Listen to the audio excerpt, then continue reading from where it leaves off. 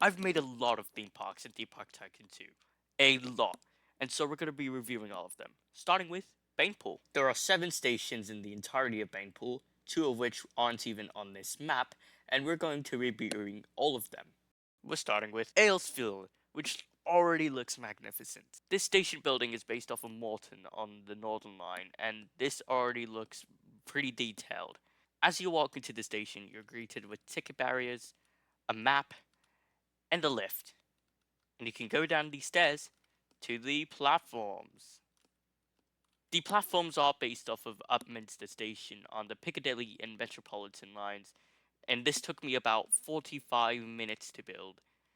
I really got every detail I could to build the station, from the roundels to even like the little windows up here. This is very nice. Next up, Kings Park. The station building is based off of Ivor in Buckinghamshire and has a staggering 5 bike racks, 2 ticket barriers, and a lift, which is the only way to get down to the platforms. Once you go down the lift, you're greeted with very long and very undetailed hallway. These hallways, though, eventually lead to the platforms. These platforms are pretty magnificent and have all the basic amenities that you need. Overall, it's a nice station, and I have nothing to say about it, so let's go to the next one. Welcome to the next station, Bainpool Dockyards. The station building is based off of Burnham, also in Buckinghamshire, and it's the first station I built in this park.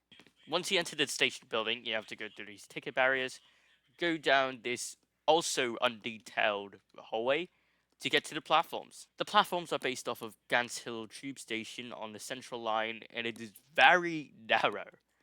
For reference, this is my body, and if we go onto the platforms right here, oh my goodness. Other than that, though, it's not that bad. Next up, Victoria Station. Oh my goodness, this is such a wonderful station. This is based off of in France, and it's so detailed. I got to tell you this. It is so detailed that when I was building this, I actually ran out of parts to actually build in each of these slots. Inside the station building is nothing, but you have to go down these escalators and a very dark passageway that has been built to the platforms. There are 3 platforms. All of them are terminating platforms, and one hasn't even been built yet. That's fun. I believe I based this off of Erling Broadway Tube Station. I'm not exactly sure. Regardless, though, the platforms are also pretty detailed. I mean, just look at these steel beams. This is definitely the best station on the entire map. If you take this unfinished line down, you get to Cheswick. There's nothing much to see here. I was going to base this off of Charing Cross Railway Station in Glasgow, but I never completed it. Anyways, next station, University. This is one of the 2 stations in the entire network that are planned to be under construction indefinitely. The entrance, though, is based off of 9 Elms on the Northern Line, and you can really tell that. All I've built is the station building, though. There's no platforms or anything in there, see? Finally, we reach Alterfield. There's literally nothing here. Let's move on to the scenery, though, because there's a bunch of it. At Kings Park, there's a bunch of suburban houses. And by a lot, I mean a lot. Nothing really notable in this neighborhood. Just a garden in some guy's backyard. And a vandalized house. Elsfield Station has a Bacon's Bears in front of it. And it's also very close to the downtown area. This is the street grid for the downtown area.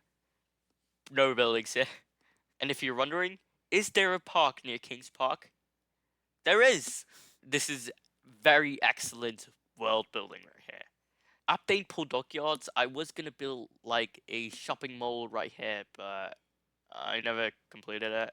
And finally, near at Victoria Station is a nice boulevard. This looks really nice, I do gotta say that. So, that includes all of it. I'll see you in the next episode. Bye!